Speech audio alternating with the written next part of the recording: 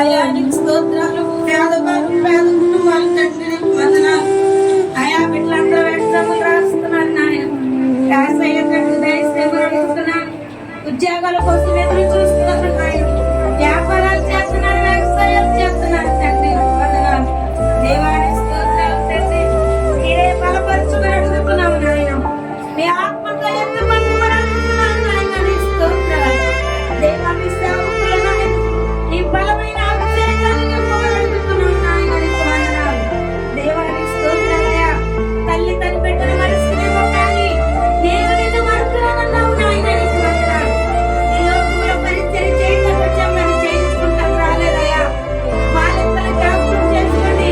బిడ్డలు లేని పరిస్థితుల్లో తెరవమని అడుగుతున్నాం నాయన. నీకు వందనాలు. దేవానికి కృపలేదని మేమేమీ చేయలేమయ్యా. మీ ఆశీర్వాదాలను మేమేమీ చేయలేము నాయన. నీకు వందనాలు.